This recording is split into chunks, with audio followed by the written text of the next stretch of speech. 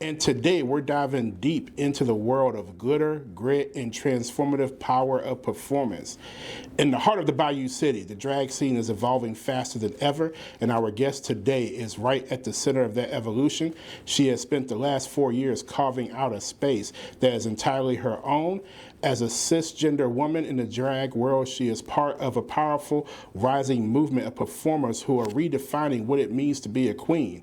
From the high stages of Houston's favorite drag brunches to navigating the complex political landscape of Texas, she does it all with style, precision, and a look that is quite literally legendary. She is a local powerhouse, a champion for the art form, and the one, the only Biconic. Welcome to the Curiosity Exchange podcast.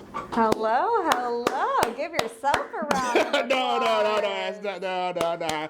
Give you a round. Great. Thank you so much. You're welcome. A lovely introduction. That's the intro right there for the clips. Saying. Yes, sir. Appreciate it. Okay, so you've been in the game for 4 years now. Mm-hmm. Looking back at year one Biconic versus today, what's the biggest evolution you've seen in your performance? Wow, what a great question. I think art is always evolving, and that's what drag is. It's it's art, it's visible art, it's expression. And I think that the more comfortable any performer gets on stage, they're bound to see the fruits of their labor. Mm-hmm. And I think with that experience, personally, for me, I find that it's easier for me to emote and to connect with the music and to find moments in songs, whether that's comedy or something heartfelt, or I love doing concept drag. So if I can find a way to tell a story in my performance, that is so near and dear to my heart. And so having experience doing that, learning how to make mixes, and I will sometimes interlace it with things that are going on with the news or certain famous movie quotes and moments that the audience just connects to and understands the story, because I think we all share these complex human lived experiences, and being able to relate that in this art form while entertaining people and bringing them joy and comfort is just it's an incredible feeling, and I'm grateful 4 years later that I'm able to continue to experience that and give back to these audiences. Nice. Well said. As a cisgender woman, what was the light bulb moment where you realized drag was the right medium for your creativity? I get that question a lot. A lot of people are very surprised to meet a drag queen that is 5'2" and sounds like this, and out of drag looks like a Karen, a Brittany, a Margaret that works at your local bank or hospital, or just the last person walking down the street. You would think, oh, that's probably a drag queen. But it just goes to show you art is for everyone. Mm-hmm. It has always been for everyone, and there is no reason that we should try to limit ourselves or limit each other on that expression of art. And so I think for me, as a bisexual, that's where my drag name comes from, bisexual and iconic, smushed together. Love it. Thank you. So every time you say my name, you're calling me iconic, and who am I to argue? I didn't think about it like that, yeah. Who am I to argue? But as a bisexual, I've always been, present in the community. It's something I knew about myself at a pretty young age, and came out at 18, and now in my mid-30s, it's just, I've spent a lot of time in this community. So obviously I was consuming the art form in addition to just being in other queer spaces. That's something that we all enjoy. Many of us anyways. If you don't, what are you doing? Yep. What are you doing? Come on now.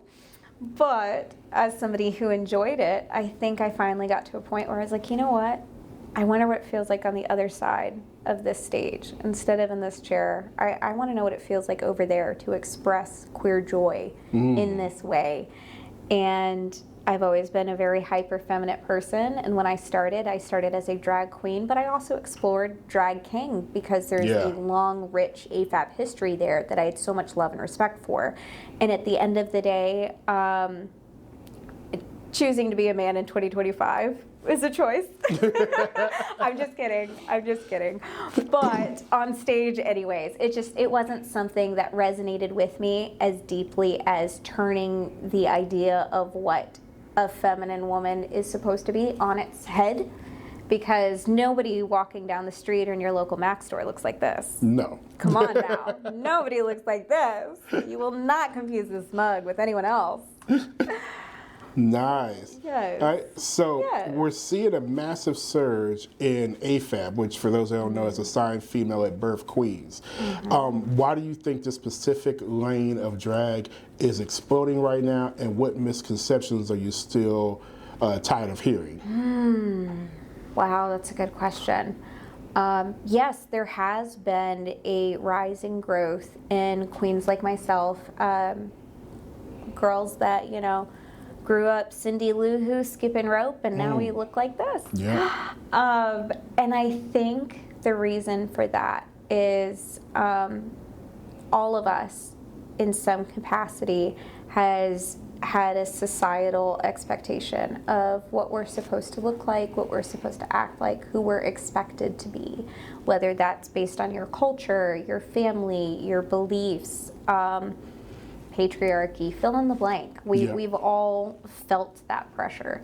And I think that for centuries now, women have always pushed back and said, that doesn't work for me, that doesn't fit me, the system is not built for me, so I'm going to find a way to be myself in any form that feels authentic to who I am.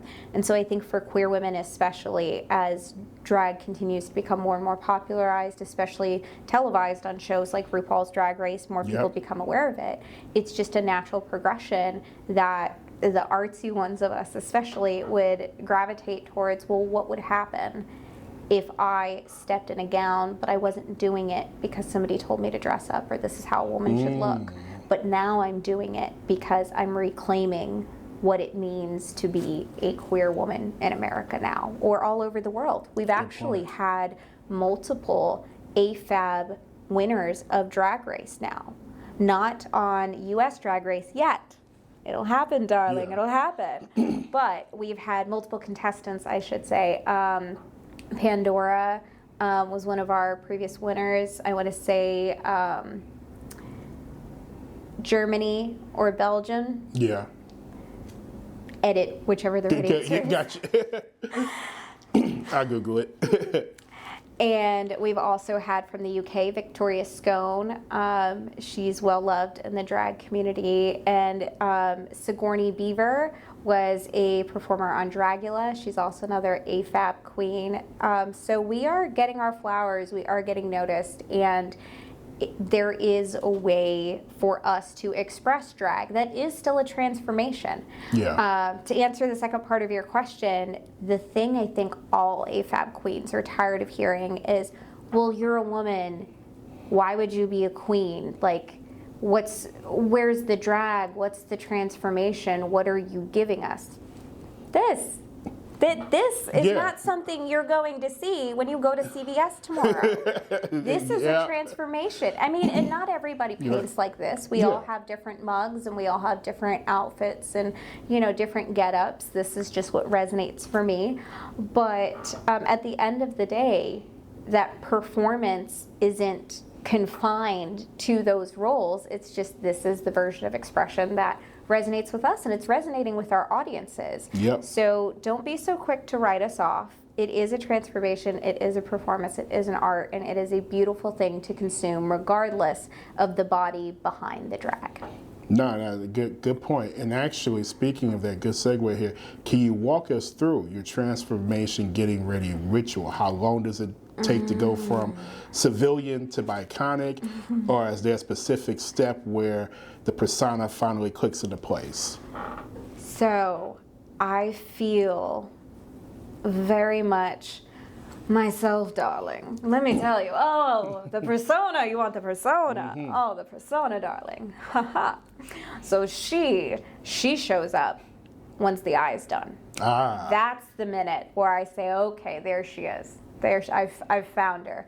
And I think when I was developing my look, I take inspiration from this paint, as we call it, our mug, our little snapshot. Yeah. I take inspiration from Kiss, the band. Okay, yeah. Love them. I've always loved their theatricality on stage. I always loved that if you looked at a picture of Kiss and you brought that picture to someone who had never heard their music and said, well, what kind of music do you think they play? Probably going to be heavy metal. That's not what you're getting. And I love that. I love that because that's me. Yeah. I love being a walking juxtaposition like that. And so I combined my love of Kiss with the chibi anime style. Chibis are known for having cute little round faces and very large expressive eyes. And I too have both of those. I do say so myself. Hello. Love it. Okay. So that's the moment it really clicks for me. But the process of getting into drag for me is very much the same as any of the guys that I know that are getting into drag. Just like them, I put on body. So for me, that depends on the outfit that I'm wearing. Sometimes I will put on a breastplate, just like many of them do. Some outfits, I don't do that. I tend to do that more with the low-cut ones, so I can dance around and not have to worry about it. Oopsie. Right.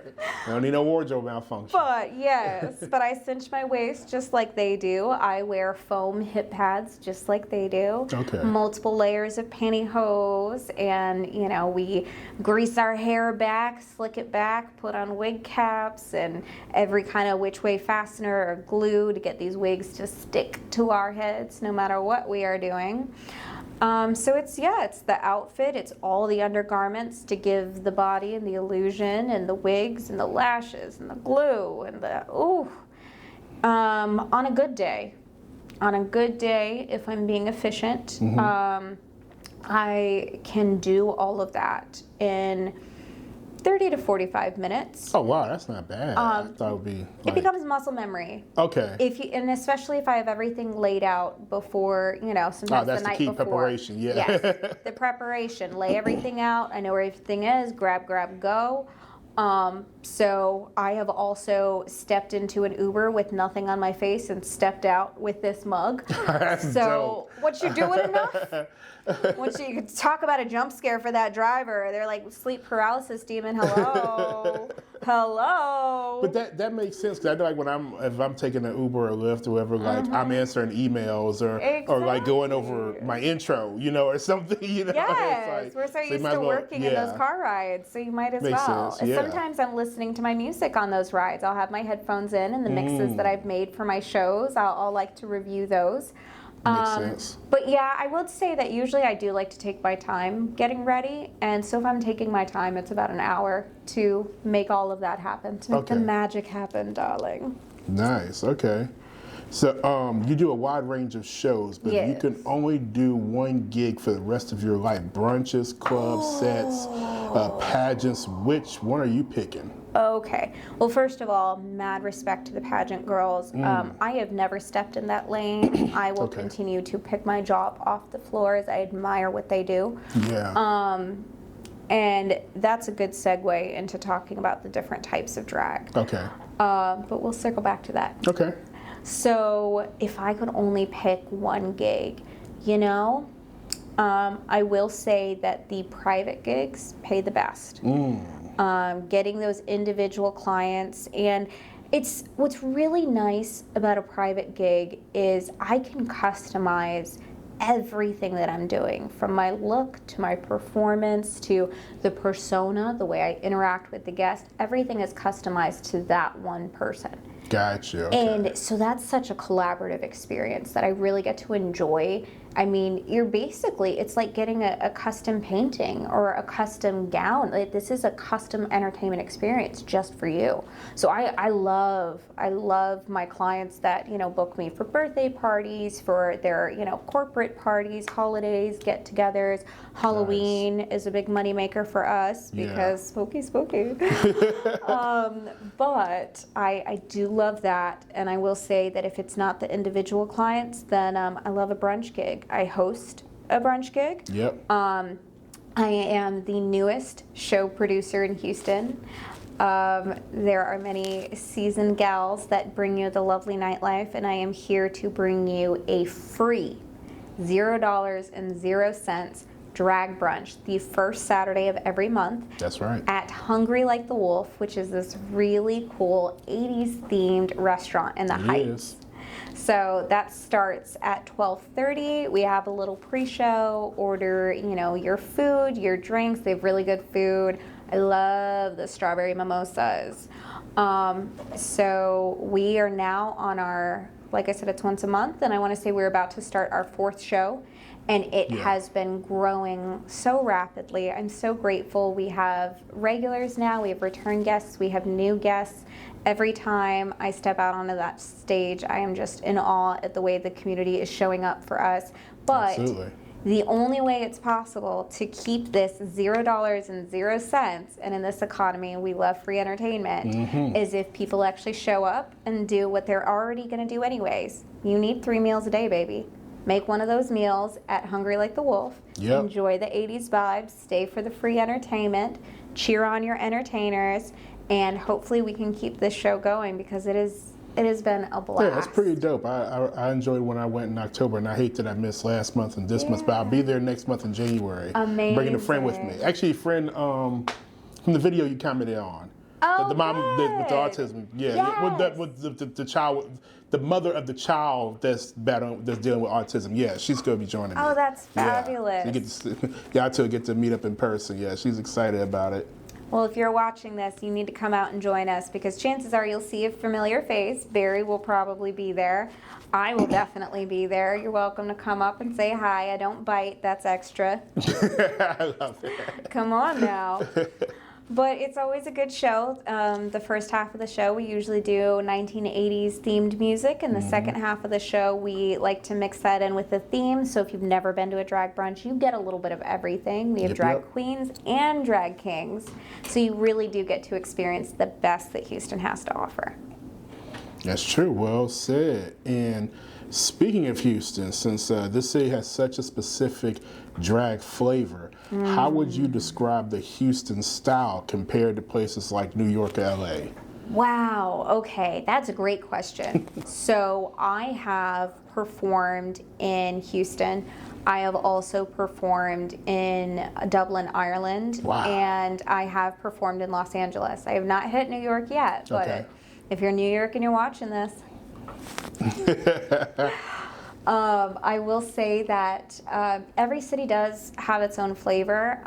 You can see it in the way the shows are produced, in the venues, the types of entertainers, and really what audiences come to expect. I think part of being a good entertainer is picking up on the energy from the audience and knowing your audience. And if you're going to be a show producer, then you need to know the type of drag that your city offers, and you need to know the type of clientele you're serving and what do they think drag is? What do they think good drag is? And sometimes it's nice to surprise them, but also give them what they came for. So I think with Houston, we have easily thousands of drag entertainers in this city. It is a very... That's not an exaggeration neither. Not at all. When you stop and think about it, Not at all. Not at all. If you gave me a piece of paper right now, I could easily write a couple of hundred. I did it once just for fun, just to see, without having to stop. How many can I write down? And I'm telling you, we have thousands of talented entertainers and new ones coming in all the time. And many of our entertainers here have been doing this full time for a decade, 2 decades. Absolutely. We have at least 1 or 2 that are going on 30 years now in this industry. So people like myself, we're like mid-level management veterans, we've got a little seasoning under these wings, but it is a very beautiful, robust scene. If you've never been to a Houston drag show, you should know drag comes in a variety of forms, and some of the most popular forms, little public service announcement for you, we have our pageant queens. And so pageant queens actually come from the pageant circuit, just like the U.S. pageant circuit, Miss America maybe, that you might be familiar with. All across the U.S. there are drag pageant circuits as well. So we have drag queens that are going to other states and other cities, and they're moving up that hierarchy. And there's the Miss US of A. There's so many. I'd spend 20 minutes telling you all of the different circuits. Oh, yeah. But the point is that just like a normal pageant, they have to do their interview, and they have to do their stage presentation, and they have to do their talent, and it really is a full-blown pageant package just in drag. Yeah. And that is incredible to watch. That is incredible to witness. And these girls that have been doing that for years, and drag kings also do pageants. It's not just the drag queens. So seeing a drag queen or king that has been in the circuit for years, they will be some of the most precise, polished performers you will ever see. We also have our dancers. Now, the dancers have kind of taken over a lot of modern Drag Race. So if you watch RuPaul's Drag Race, chances are that's what you're familiar with. Yeah. These are the girls that death drop, they kick, they split, they cartwheel all over the stage. They Acrobatics. Are just acrobatics. It is a fully, drag is a contact sport for them. It is fully athletic. And I have so much respect for them, especially because many are 20 years old and do not have health insurance. Bless you, baby. Bless you. Doing the splits on concrete in July. Couldn't be me. But I love that for you. Me neither, not with these knees. I love that for you. I want my original hips when I go. No, they are genuinely, I have so much respect for them. They are incredible. In my big age, that's not where I stand. Like I said, I do concept drag, so a lot of my drag is built around storytelling and emoting, and as we call, serving face. Yeah. So it's just, it's a good time. We also have our spooky alternative drag performers. So if you love alternative drag, if Halloween is your time of year, then we have creatures and goblins in drag, and they will give it to you every time, and they will make you grip your seat and jump out of your skin, and they are so much fun to watch. It makes a haunted house look like a walk in the park. They are so good at what they do. So any type of drag that you can imagine, we've got it. Nice. And as drag becomes more mainstream and commercialized, do you feel the art form is gaining something, or is it losing its underground edge? Both. Oh, wow, okay. Definitely both. I think most drag performers, especially those of us that have, been in the industry for a few seconds, but especially those that have been here since the rise of things like Drag Race, will tell you the drag scene, the local drag scenes all over the U.S. have changed drastically because of the commercialization of drag. In what way do you think? It's made it, so the good news is it's made it more accessible. Yeah. Because it's this known art form now. It's not just an underground art form. We have more opportunities, and we have more performance opportunities, and we have things, like I said, private clients that are, willing to book us for, I'll do a quinceañera, honey, call me. That's dope. Never thought about that, yeah. I'm saying, any kind of event you can think of, if you want to liven the party, bring a drag performer, and it will be unforgettable for all of your guests. Even just a cookout, like, we do it all. We really do it all. And I think those opportunities are available to us because people are just more familiar with this art form and what it is and what it can look like. And having that accessibility of being able to turn on your TV and see something like this in your living room. Yeah. Especially for people who aren't, into the bar scene. Yeah. Or, we have straight fans that are like, I don't want to go to a gay bar because I don't want to feel like I'm infringing on that space, which I can respect that. But they still want to consume the art form, and they're welcome to it. We need allies, and we need supporters, and we are so grateful for all of our audience members. And we can only exist in this art form because our audience is there to receive it. So I think that is great. The problem is when you put something on TV, you have to put it into some kind of structure, some kind of system, almost like creating an algorithm for drag. And you televise a certain type of drag because that's what's getting the views. And when capitalism takes over art, it takes some of the soul and the grit away from what that art is. It takes away the rough edges. It takes away people are afraid to learn on stage. People are afraid to make mistakes. People are That's a good afraid point. to, oh, this is my first time in drag and I know it looks messy, but it's mine. And that's how artists find themselves. And so when we're given these performers on the television that have outfits that are designed by them, by people who charge hundreds and thousands of dollars, and they have makeup that somebody else put on their face, and they have these wigs that somebody else designed, it's great when you're looking at the overall package, but at what point does it stop being their art? Yeah. So I think most of us are grateful to have access even to all of these designers. I certainly am. I like making my own things, and I also like supporting local artists who make these things. Absolutely. And most of my looks are a combination of all the above. But I think we are losing, with the younger generation of performers, we're losing that desire to be self-made and to find your brand. Wow. And it's all about, how can I look like the next Rue girl? Wow, interesting. Okay. Never thought about it like that. So now we're about to get on a hot button issue here. Okay. It's no secret that being a performer in Texas has become politically charged. How has the recent legislation changed the way you approach your work or your safety on a daily basis? It is a very challenging time to be a drag artist. And that confuses me. Mm-hmm. It's always confused me. I'm somebody that grew up going to see live theater. I love plays. I'm somebody who has always enjoyed movies. Yeah. And especially when there's elaborate costumes and makeup and all these special effects as part of storytelling. So I've always appreciated this art form in all of its forms. Also, like a lot of drag performers, used to love Halloween growing up. Yeah. Love getting dressed up.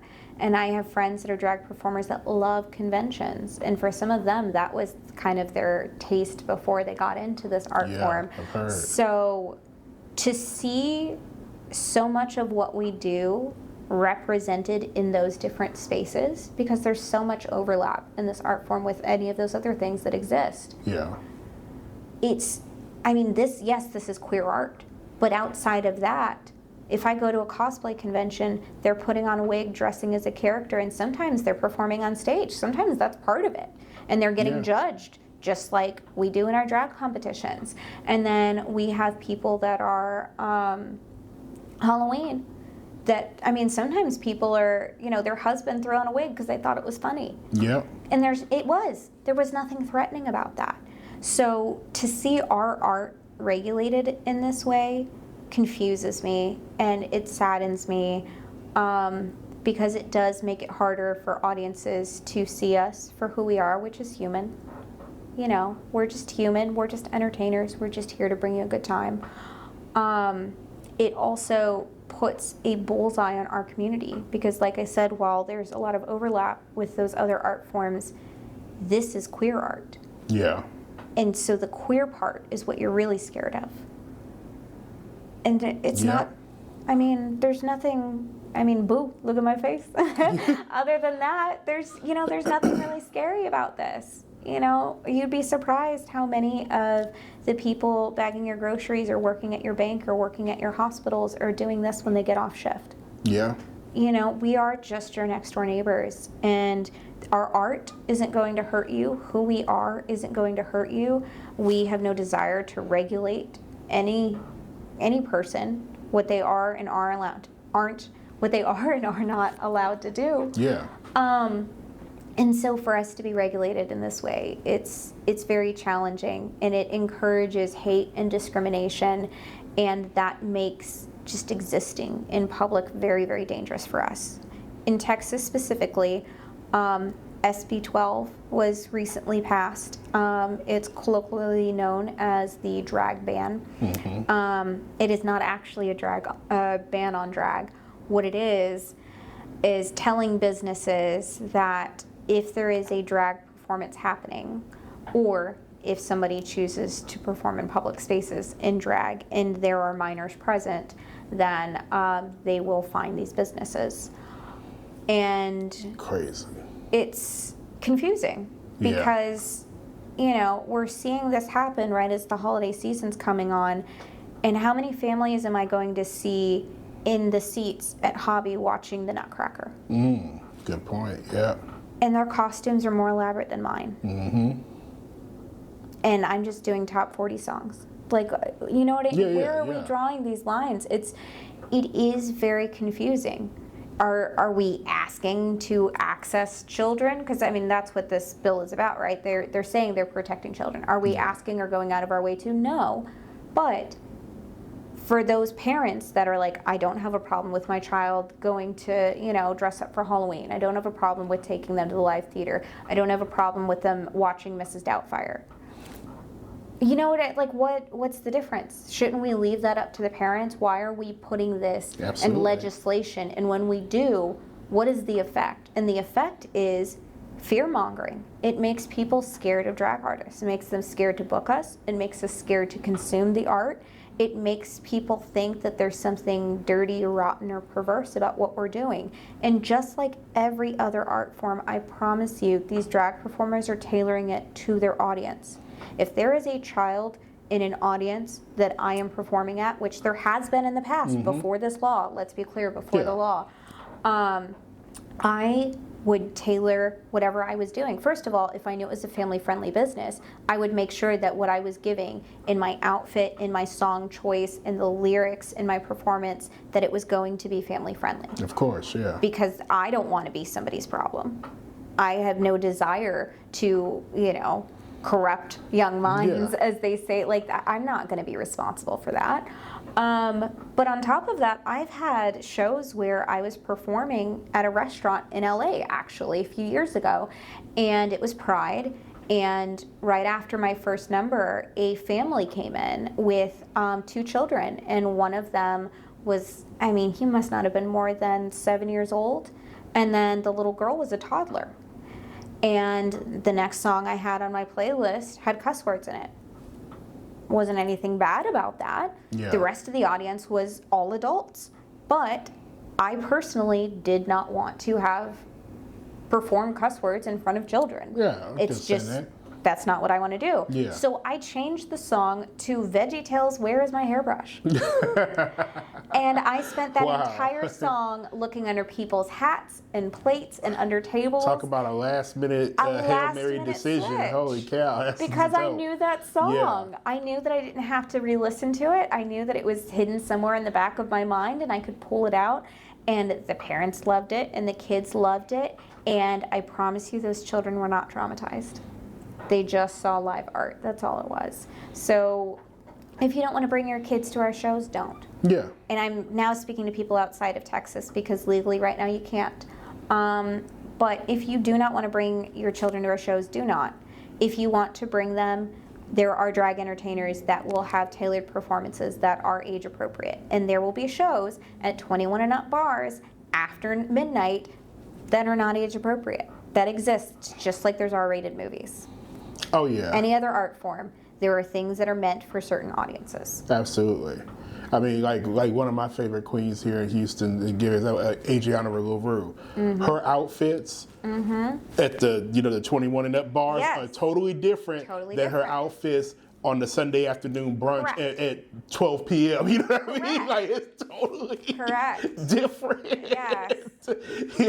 She has everything out at the bars and stuff. It is a lot more conservative at on the Sunday afternoons and stuff. All of that. Absolutely. We like to tailor to our audiences. And if it's 21 and up and it's 11 p.m. on a Tuesday and you're drinking, we're going to give you that 11 p.m. on a Tuesday, 4 drinks in type performance, Absolutely. what you came for.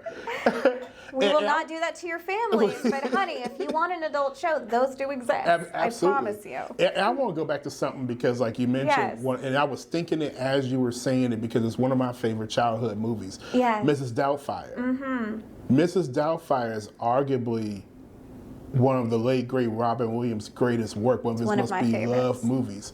No one, and I remember growing up in the 90s when that movie came out. My parents read it on VHS back when renting movies were a thing. Yeah. And no one said anything. He was basically doing drag. Yeah, I mean, he was. Yeah, he was. Yeah. Point blank. And he did to see his kids, you know, as a loop around to see kids. Spoiler alert, sorry for those who haven't seen it, but it's a classic movie. I'm sure people can pull it up anywhere if they haven't seen it. And I'm sure they've heard of it because it's one of his greatest works. And no one at the time said anything. But when you put the queer label on something, like you said, that's when people lose their fucking minds. Excuse my French.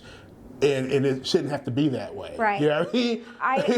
I miss the days of Mrs. Doubtfire and Tu Wong Fu and Bugs Bunny, for goodness sake. Yeah, Bugs Bunny's put on dresses to get around Elmer Fudd or whatnot. Yeah. And I say we because they were all so popular that I promise you the same people that are now trying to push these bills grew up with that stuff. Maybe it bothered them, maybe it didn't. But you also have your next door neighbor who is straight as a board, who watched those things and is still straight as a board. Yeah. It did not influence them. It did not change their sexuality because sexuality isn't a choice. At the end of the day, it was just entertainment. Yeah. And we were, in all of those ways, just for a smidgen, just for half a second, being shown, represented, humanized. Yeah. And that's what art does, is it humanizes people. Another one real quick, Chris Tucker in The Fifth Element. Yes. One of the most masculine black guys, you know, funny comedian. And look how he killed that role. 100%. You know, and even going back to Tu Wong Fu, you got Wesley Snipes, one of the action icons of the 90s. Killed as a drag queen. Yeah. You know what I mean? Yeah. And they approached it with so much respect. The movie had so much humor. Yeah. But if you watch the interviews where they talk about those roles, they were like, yes, this is a funny movie, but we're not making a caricature of these people. Yeah. Because all of these roles represent real people. Absolutely. And there is such a touching moment at the end of Tu Wong Fu where this woman says, like, oh, yeah, we realized that one of these drag queens is actually a trans woman. And so this other woman recognizes her for who she is. And she says, hey, you just happen to be a woman in my life who has an Adam's apple. And it's funny, but it's also heartwarming because a lump on your body determines how I treat you or how I see you or how you treat me. Why? Yeah. Why? You know, I think we overcomplicate so much of this. I agree. When we can really just see the human in all of us and respect that and enjoy what that person brings into the world, you know? I agree. Let's see here. Next question is, so when you look at the future of drag in Texas, what needs to change so the next generation of queens can thrive without fear? Get your bills off our bodies. Get your bills off our bodies. Get your laws off our art. Leave us alone. Let us be. If you don't want to come to the show, don't come to the show. That's it. I promise you, we are not Christmas Carol style drag, neighborhood, canvas, doing it at your doorstep. We will not bring it to you. You do have to come to us. I've been living in Houston now pretty much all my life. I've lived here now longer than I've lived growing up in Louisiana, and I've never not once any, you know, drag queen member of the queer community just came and knocked on my door and tried to recruit me or something. You know what I mean? Like, hey, Ish, well, come in. Like, oh, no, you know what I mean? Yeah. like Christmas carolers knocking on your door and then they start singing at you and you're like, I'm trying to eat dinner.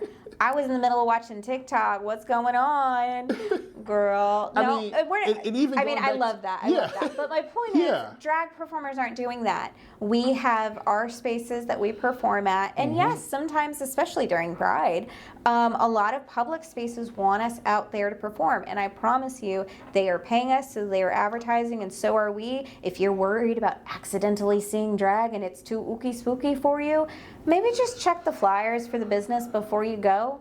And if you see we're there, go another day. But even like with advertising, okay, for example, you know, you're a coordinator, you advertise for your drag brunch. Again, you're posting it out there. And even the first month was October, right? Yes. I believe. Okay. The first when show, I saw the flyer, I reached out to you. Correct. You didn't reach out to me. You know what I mean? I was like, oh, what my girl Biconic up to? Okay, I know where that's. I used to live in that area. Yeah. Okay, hey, and I had told you about the car show thing, and I come afterwards and yada yada. But it's like, I came out to you. You're not inboxing people or Sure. going door to door to say, hey, come to my drag brunch. Hey, like, you know, you Right. post it out there, people see it, cool. If they don't, Yeah. still cool. And I mean, and so even forth, if we you know? even if Yeah. we do invite our friends and our Yeah. friends, you can say no. Yeah, absolutely. You know, absolutely. It's just like saying, I don't want to go see that movie. I don't want to go to that play. It's okay.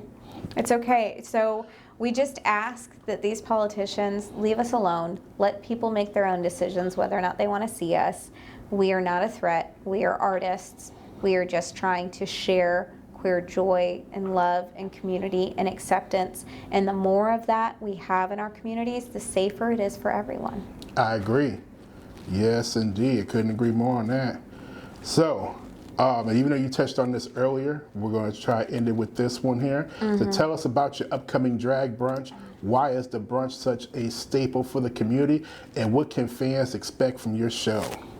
So, our monthly drag brunch that we have at Hungry Like the Wolf, it's the first Saturday of the month. It starts at 12:30. That is our pre-show, and then the queens are twirling and twirling by 1. So you're going to want to get there at 12:30, get your seats, get your meal orders in. Reasons you should come to this drag brunch. First of all, it's free. Second of all, We love free. Love to save that we money. love free. We are not charging tickets. We are not doing cover charges. There's nothing at the door. There's no surprise fees. There's no show fee attached to your food bill. Nothing like that. No, It not is at all, yeah. $0.00. So it's free to come. Second of all, parking. Everybody knows parking in Houston's a nightmare. Good news, indeed. we have a massive parking lot. And that's free. Massive. It is also free. It is also free. And you can see your car from the restaurant. That's true. I promise you. So you know where it is. You know it's safe. It's in a restaurant that's right there in a strip mall. So we have that whole parking lot basically to ourselves. Oh, yeah. And I've seen that thing busy. I've never seen it full. So there is a spot for you. We'll put your name on it. Third of all, this is one of the only drag brunches in all of Houston that is a Sapphic-hosted drag brunch. What does that mean exactly? That means there is a little AFAB ladykins like myself on the mic. So I will be there to welcome you, to share jokes, to have a good time, and you will be there to support women in a male-dominated industry. So thank you for that.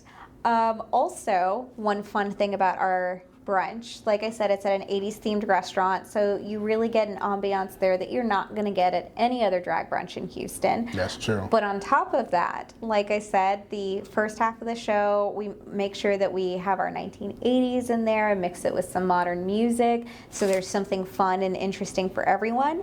The second half of the show is a theme, so no two shows are the same. We also do not have a set cast, so I am bringing in new entertainers every show. So if you come every single month, you will always see new faces and you will get new experiences. Our next show is January 3rd, Saturday, the first Saturday in January. So start the new year off right. That's right. We are doing 1980s and Unhappily Ever After. So if you're in your villain era, come on out because we will have some of your favorite villains, including Cruella, Ursula, Nice. and a few extras that I won't give away, but you are not going to want to miss this. And I want to add something in. As a big guy and a foodie, the food there is terrific. The food is so good. I have to plug in a picture of what I had back in October. Yes, the food is I had so the good. breakfast sampler, and it's wow. And then I was looking like, not trying to steer, but I'm looking at other people with their order, and their sandwiches are huge. So I'm going to probably try one of the sandwiches. You get your money's Yeah. worth. Oh, absolutely. You That's get what I was your telling my money's friend on the worth. phone the other night. After I was seeing I was posting on the podcast account. And I'm like, I was like, you're going to love the food there. I was like, even I'm a breakfast sampler guy, and that was good. It's like, I'm gonna try one of the sandwiches, or at least if I stick with the bunch of the, I'll get the sandwiches a doggy bag to go home and something. But yeah, the food is terrific. We've got the service is breakfast great staff. I can't. The ambiance is great. Being the '80s babies myself, October 25th, 1983. It's the best day in the world. Come on, shout it out, let's go. Going back and seeing everything, seeing Rocky posters up, Come on, and 80s robot, RoboCop and everything, and the whole decor. Like they really did their job with that place. So I enjoyed it a lot, and I encourage everyone to come out. So that's what I'm saying, man. The food is so good. The drinks are so good. You're going to have a fantastic time. We've got breakfast food. We've got lunch food. I love their strawberry mimosas. We even have a specialty drink during the show. It's called the Biconic. It's a vodka tonic with some bicolors in there, a little mulled blueberries, a little bit of cranberry. It's delicious. I do love it. We do also have, if you're, I'm a simple gal. I don't like anything too fancy. The waffles. Those things are flying saucers. Yeah. They're huge. They got the right amount of crisp. I like fancy, but sometimes I like something a little simple. And I'm telling you, that's like 2 meals right there. They are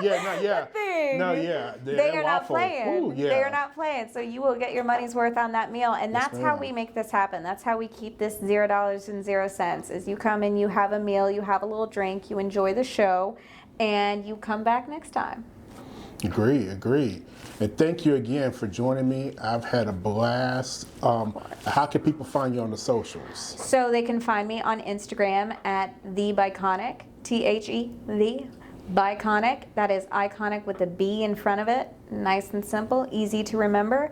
I do dabble on Facebook a little bit. I think the Facebook profile is Biconic by Icon, but you'll mostly find me on Instagram. So if you want to say hello, don't be shy. Come say hi. Yeah, same here with us at the Curiosity Exchange podcast. You find us on the socials. Yeah, I'm not doing I don't have a face. I have my personal Facebook, but not one for the podcast. But subscribe to us on YouTube, TikTok, Instagram, Blue Sky. Follow us on Spotify, Apple Podcasts, all the podcast streaming apps. Support, share, like, subscribe. Y'all know the usual. And once again, friend, thank you. I have to make this probably an annual thing or at least a quarterly thing. We will check back in. And before we go, I'm going to offer something to your listeners. Absolutely. If they come to the next one of 2 shows wearing a piece of merch from Biconic, which you can find the link to on my Instagram, or go to Biconic Threadless. He's going to give you the link. If you come to one of those 2 shows wearing a piece of merch, you'll get a free shot on me. Nice. Can't beat that. I love it. Can't beat that. Come on over. Nice. And thank you, everybody, for tuning in on this episode. Hope you learned a lot, gained a lot. Remember, like, share, and subscribe. And until next time, everybody, take care of yourselves and each other. We're out of here. Bye.